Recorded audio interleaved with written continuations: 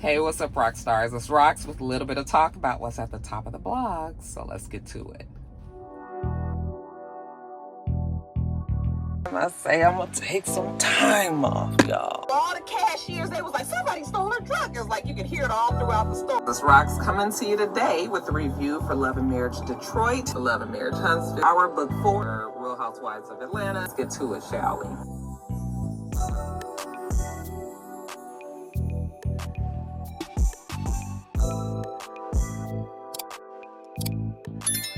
You guys, first story up today, and if you guys haven't seen my last video, yes, I finally decided to debut the blonde, the bald head. Okay, again, not too much on these edges, we working on them. Okay, go watch the other video if you haven't seen it. First story up, you guys, let's talk about the Puffy documentary, or should I say 50's documentary on Puffy. What's the name of it? Did I put it in my notes? Hold on. It's on Netflix currently. This is the documentary that right while Puffy, when he we heard about 50 doing this a while ago, like right when he got arrested. We heard, not too long after that, we heard that 50 Cent was able to sell a documentary to Netflix. And at first I thought maybe it was just kind of talk, but no, it was not talk. Okay, 50 Cent and the producer from the show, or the one of the producers from the show, they've been on a media blitz and they've been going around doing interviews and talking about it and everything. So yeah, it was a real thing, and it dropped on Netflix very recently. I don't know if it was this week or last week. Have you guys seen it? It is very good. It is very well done. Apparently, Puffy had a camera person that was following him around, documenting everything when he moved to New York. So you guys know that when it was looking like he was going to get arrested, I don't think he wanted to get arrested in LA. I don't think he wanted his children to be around to see something like that, but his kids are in school and all. It was not like he could just pick up and take his kids somewhere. So with his kids being there and all of that, he moved to New York to be closer to his lawyers, to also be closer to whether or not they were going to arrest him and all that. But he had a person that was following him and documenting his life. And that's something that a lot of celebrities do. You know, they do travel with a camera person that documents everything, whether or not that footage ever gets shown to people. I've seen plenty celebrities that do that. So that's not out the norm. But they said that after he was arrested, apparently Puffy had bigger fish to fry and bigger things to worry about, and I guess he decided that he was not going to pay the person that was doing the camera work and the video footage and everything. He was not going to pay that person. So that person who has that footage and all the stuff for the documentary or whatever, now he's opened up to, I guess, selling that to whoever is the whoever's the biggest bidder. And maybe it was 50 Cent. Maybe 50 Cent knew that this was happening and had gotten wind that, Puffy did not pay this guy. That is what they're saying, that Puffy didn't pay the person who was the camera person, that was documenting everything. And that's how it ended up in 50 Cent's hands. And the documentary was done in 4 hour-long segments, 4 hour-long shows, or episodes, I should say. And, they document his life basically from when he first comes on the scene as Puff Daddy, or Puffy. Actually, he probably was just Sean back then. But back when he was young, when he was in high school, and then when he got out of high school, and how much he wanted to be in the music industry, and him going to work for child, don't get old. You know who I'm talking about. The one that's dead now. What is his name? Oh my God, I'll put it on the screen. But him going to go work from him, who everybody knows is the person that kind of showed Puffy the ropes.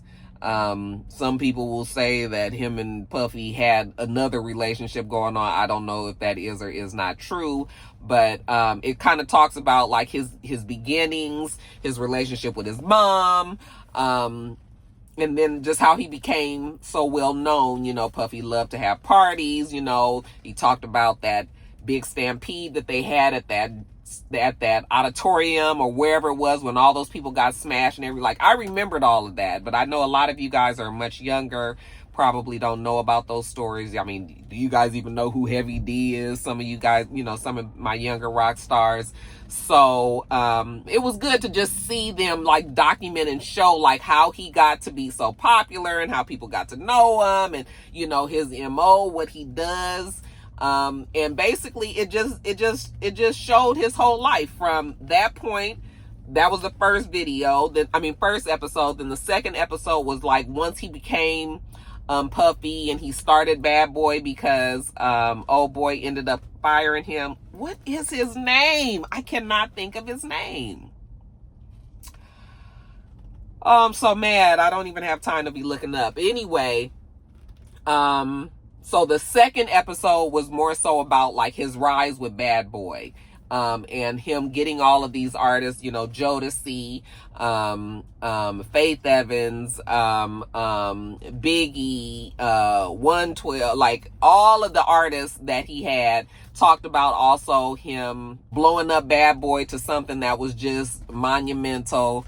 And then the third episode goes on to like when he expands just from Bad Boy and he's not with those groups anymore because of shit. Some of it is Bad Blood. Then it goes on to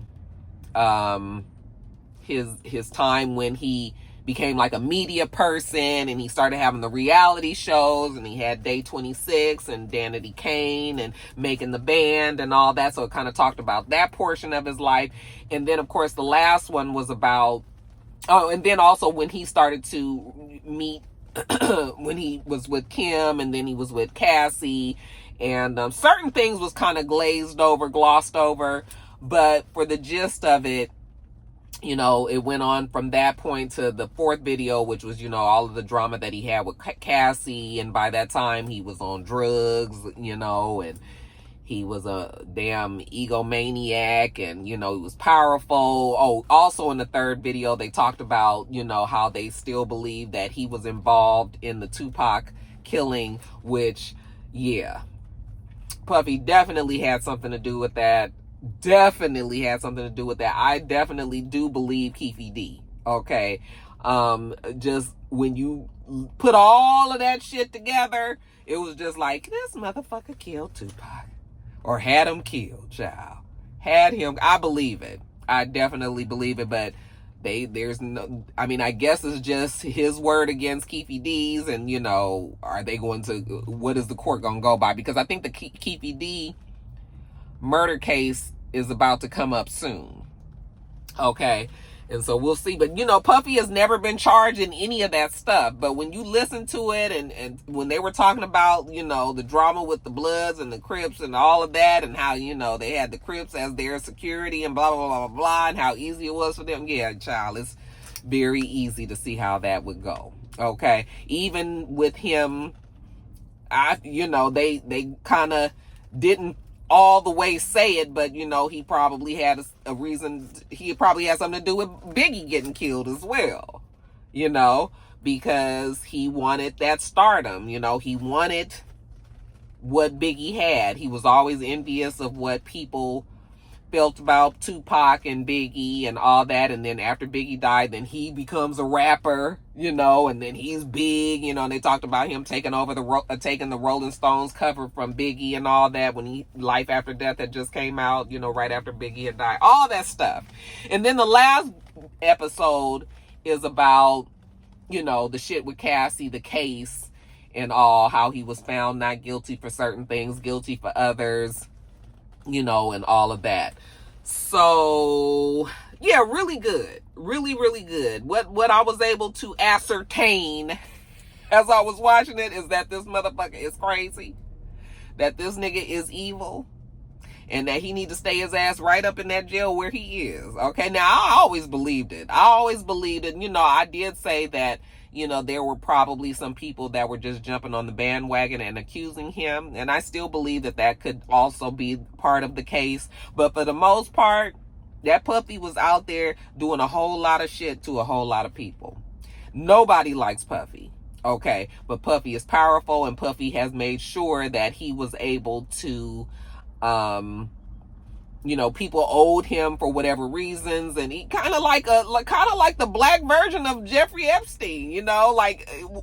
He was doing shit, and people couldn't get out of it. Child, I don't know. That Puffy is just not a good person. Not a good person. So it always amazes me that people will still support him and say, oh, it ain't against the law to be freaky and everything. Nigga, this ain't about somebody being freaky. This is so not just being about somebody being freaky. It's that Puffy feels like he could do whatever and to anybody whenever he feels like it, and nothing would happen to him. And for the most part, that has been the case. Shit has bounced off of him. And he hadn't, this is the first time really that the feds was able to, pin him to something. And even still, that these few years that he done got in trouble for, it really could have been longer. It could have been way longer than that. If he really was brought to justice for all of the things that he's done in the past. That shooting at the club with J-Lo and Shine, that was a mess. Him raping that girl at the beginning who she was talking about, that she was raped from him, drugged and raped. And then even the shit with Audrey O'Day, and she talking about how the lady said that she saw her, being raped by him. I'm just like, yeah, that shit is so much more than being freaky. Okay? This motherfucker is an evil, horrible person, so that documentary is something to see. You guys really need to watch it. A lot of the stuff is not nothing new, especially if you followed the case. A lot of those stories and things that they talked about in there, they talked about in the documents. Because I used to watch on YouTube every day. I used to watch them, talk about what was said in court that day. So a lot of that stuff was not a surprise. I mean, of course, some of it was, and then of course, a lot of the things I didn't know the details of. But so not like you're gonna really. I thought that the documentary was good for people who believe that Puffy is innocent or that Puffy is not that bad of a person. Like, this documentary was for you guys to be able to make a conscientious and educated decision about how you feel about this man. And the shit, when you really hear how he affected people's lives and what he did to, other people. That Little Rod guy, when you read the documents, it sounds fantastic, some of the stuff that he said. But when you actually hear Little Rod talking about it, you looking at his face and him talking about what happened, yeah, it makes it feel a little bit less sensational and a little bit more believable. Same with Capricorn Clark. I know she was a witness that nobody, that will let the juror that was in it, that girl that was the juror, she was such a disappointment. I was like, girl, you are a fan. Girl, you are a fan. Okay? Oh yeah, he can be evil. He can be bad. I was just like, girl. But anyway, they didn't believe it, but I was just like, why didn't you guys believe it? I mean, Kid Cudi also testified what happened. And even though Capricorn Clark's perspective of what happened was from her perspective, what is it that you guys didn't believe? This man made her go over there and said he was about to kill. I 100% believe that he said that he was going to kill Kid Cudi. Now, I don't know if he was going to do that, but I believe that he said that to her and made her feel scared enough to get her ass up in that car and go over there. Yeah, a lot of it is just, it was really, really good, though. You guys really need to watch it and make your own decisions about Puffy. But for those people that think that Puffy is just somebody that got a crap deal or something like that, that is not what it is. Okay, Puffy is right where he's supposed to be. Okay, and he ought to be glad that he only gonna be there for a couple more years, because if he would have got charged for half of the shit they was accusing him in, he would have been in jail for a long time, y'all. So I was talking to Mister about it yesterday, and he was like, I wonder how he thinks that he's pretty much done when he gets out, and I was like, I don't know if I feel like Puffy is gonna be done when he gets out, because There are still people who still love him and still believe, you know, that he got a raw deal and still believe that he didn't do this, that, and the other, or that it wasn't that big of a deal, or maybe these girls wanted it, or why they took so long to say something, all that kind of shit, you know? So, but yeah, very good documentary. And it wasn't so biased against Puffy, but it definitely was an eye-opener. I mean, but there were people in there that was supportive. Now, what did you guys have to make of Kalina? That's what I want to talk to you guys about. Kalina. She was a very troublesome person for me when I was watching it, because on the one hand, it felt like she just didn't feel like she could speak against him because somehow she believes that that was going to keep her from being able to get to her children. She never explained why she felt like that was going to keep her from getting her kids, but that made me feel like she didn't want to say anything because she thought it was going to be a problem. But also, on the other end of that, I feel like she truly loves Puffy. And that because, you know, when she talks about him, you know, it was just sort of like, that's my guy. But then other times, like when she asked him for $5,000 to help her, I guess, get a lawyer or get whatever representation she needed so that she can try to fight for her kids. And he told her that he did not have no money for that right now because he's doing something else. $5,000. When this nigga was on the phone telling, I guess, the girlfriend or one of them side chicks, whoever he was messing with at the time, but he was on the phone just a few days before he got arrested telling somebody that he was about to go put like $20 million in the bank. Was it 20 million, 200 million? It seemed like it was 20 million. But you didn't have $5,000 for, but then you expect this girl to make all these comments or put out a statement saying that, you know, you support her, which she did. She still did it, you guys. And, you know, but she was crying. You could tell she was very troubled. I was just like, I don't know what to make of Kalina. I don't know what to make of her. But I just was like, girl, you being supportive of that, you know, because she just kept saying that she didn't see any of that stuff, which I was just like, but how are you with Don? And Don saw that stuff, but you didn't see it. Were you trying not to see it? Or did you see it and you lying now? You know, again, that Kalina, she was the only person on the whole thing that I was watching. I was just like, girl, you are really troubled. But you know, you're going to have to do the right thing. I know you really want them kids and everything, but I don't know. It just made me feel away when he told her he didn't have she said he didn't have the $5,000 and she still was there for him. Child, you better than me. You better than me.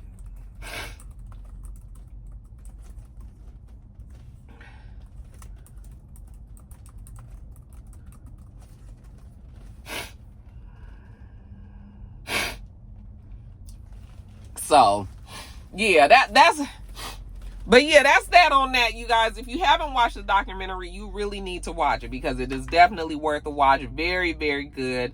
Very informative for people that didn't know a lot of those stories. Like I said, I knew a lot of them, but my husband didn't. And I remember when he was found guilty, even then, Mr. didn't feel like maybe he should be going to jail. And I was like, no, Mr.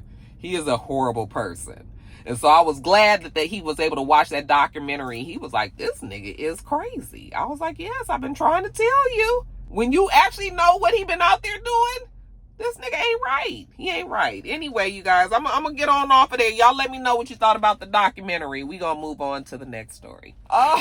My, how these tables turn, you guys. So, you guys remember a while ago, I was telling you guys about LiAngelo Ball and Nikki baby breaking up because he just decided that he didn't want to be bothered with Nikki baby with her 2 kids that she had with him. Remember, one of them was just brand new. Okay, a brand new baby girl. This nigga went and left her and hooked up with this Rashida Nicole girl. Got her pregnant, and child, I did not know, but married her ass. I did not know that these two was married. How do I know that they were married now? Because now they getting a fucking divorce, child. And Rashida Nicole, I tried to print out what she said. I was going to read part of the statement to you, but I couldn't print out anything, so I don't have it on my computer, but long story short, Rashida Nicole is now feeling the very exact same pains that Nikki baby was feeling back when LiAngelo left her ass and Rashida was laughing at her. Remember? Oh, she thought it was so funny. You know, while she was over here with her man who was a newly, remember when he was just becoming a rapper and all of that shit. So I guess she was feeling like she had won the prize. And she was teasing Nikki and saying all kind of things. And, oh, well, you know, he with her now and all that. And then this nigga is putting her through the exact same thing. Okay? And now she putting out what did she call it? A transparency post. I was like, girl. And in the post, you know, she's talking about how basically she's been pregnant.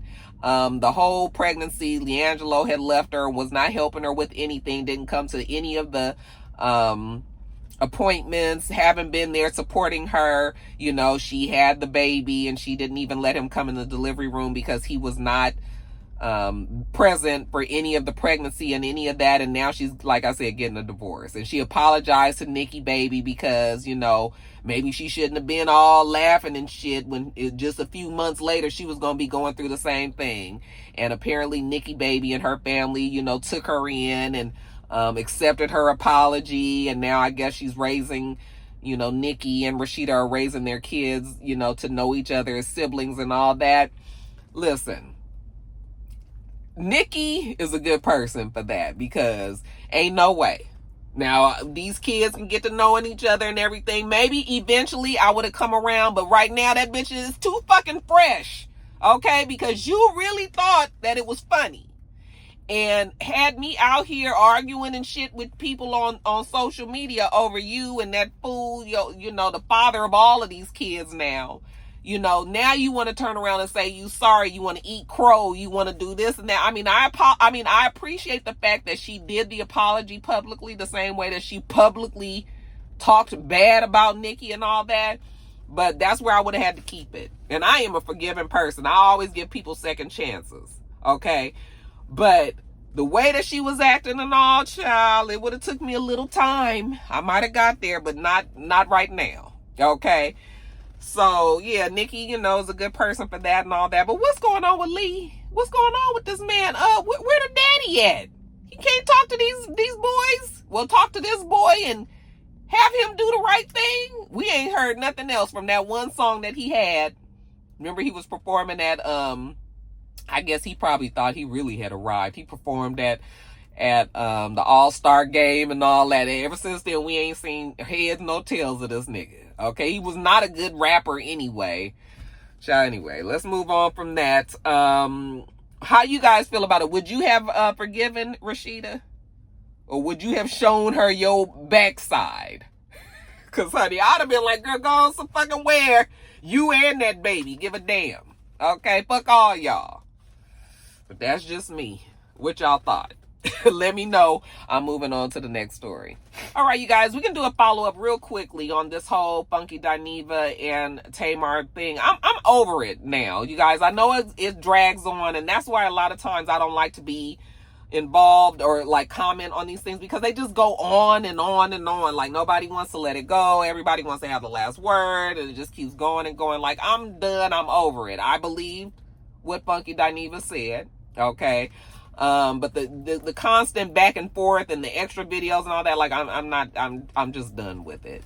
Okay. I see that Tamar did put out a letter acting as if she was going to sue him, and I guess nobody took that seriously because they're still talking about it.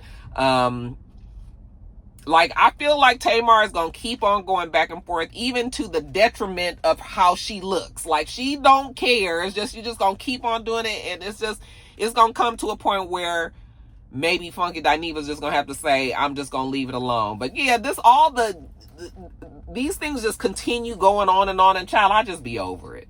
Okay. But I'm done. You guys tell me that Tamar and, oh, this thing is really itching. Tamar and Mendices and Yandy, I guess they have admitted that they're not legally married or whatever.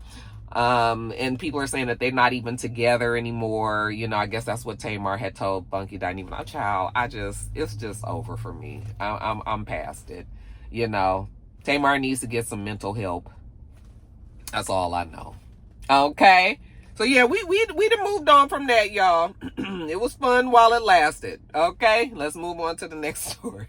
Oh, you know what I really wanted to talk about? But maybe it's good I didn't, because maybe I was going to say something that wasn't, maybe it was too fresh. But this Masika Kisha and that funeral, that child that she had for her estranged husband. She didn't have the funeral, I'm sorry. The funeral that the family gave for her. Maybe she was involved, but I'm not saying it was just her. Okay. First of all, you guys know how I feel. I don't like Masika Kisha. She's never been a person. I have never liked her, even from when she was on Love and Hip Hop Hollywood. Okay.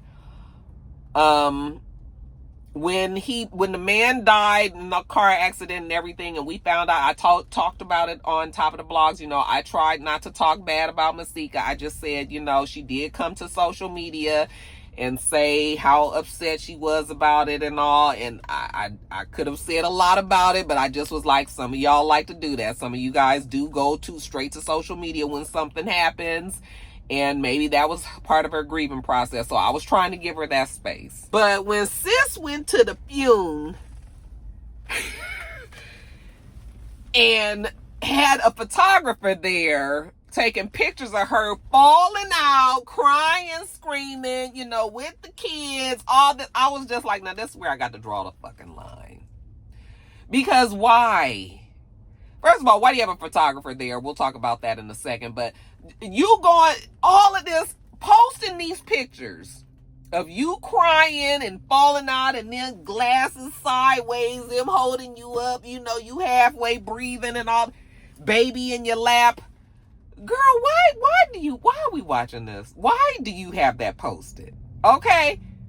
Yeah, now you doing too fucking much. So, but sure enough, that's how she is. She's always been a person that also likes attention. I'm telling you, there's a lot of people on social media that just don't get attention from anywhere else, so they love the attention that they get from a lot of people. They get a lot of validation from social media. It's a problem.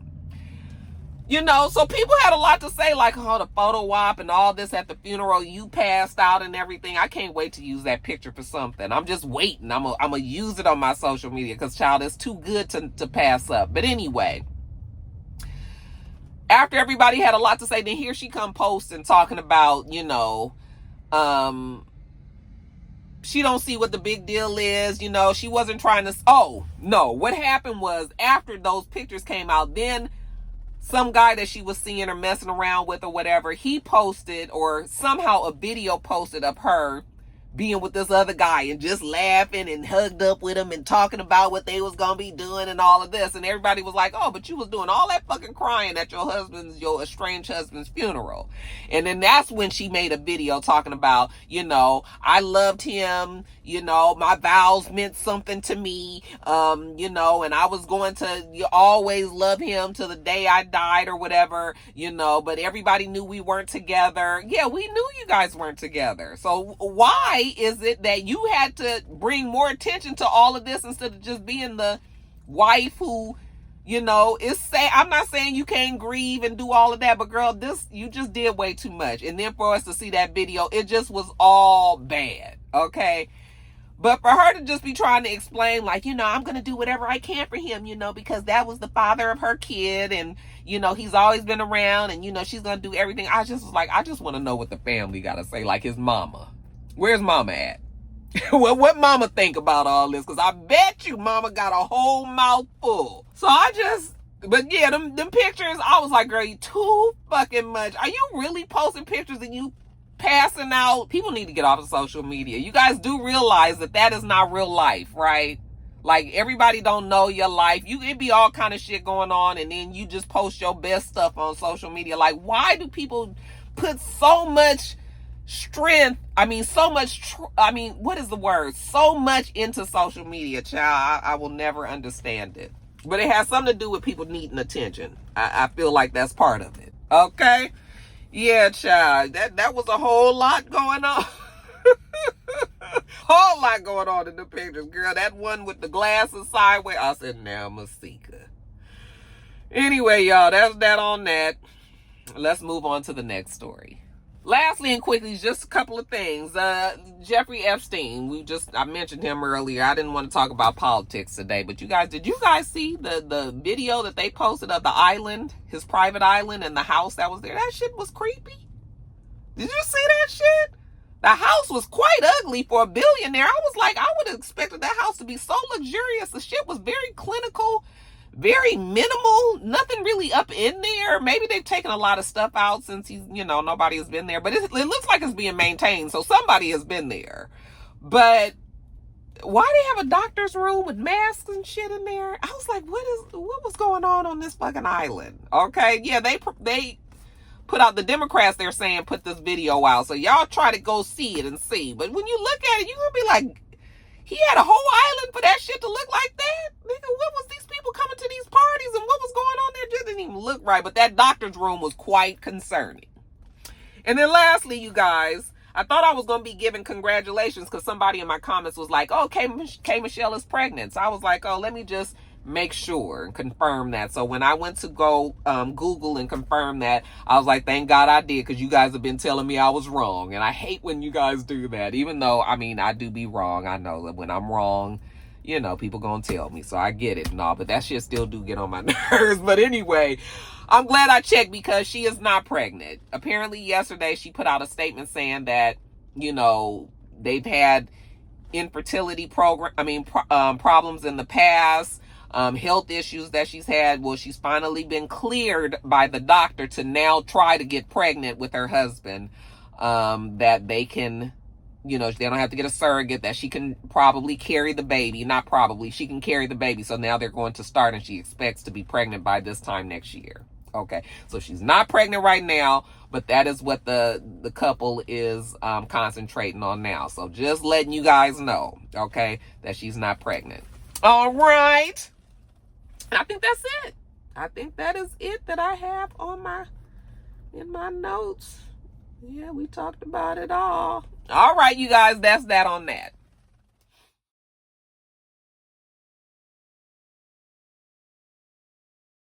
We do this every single week, so make sure you thumbs up the video, comment, and subscribe, and make sure you come back.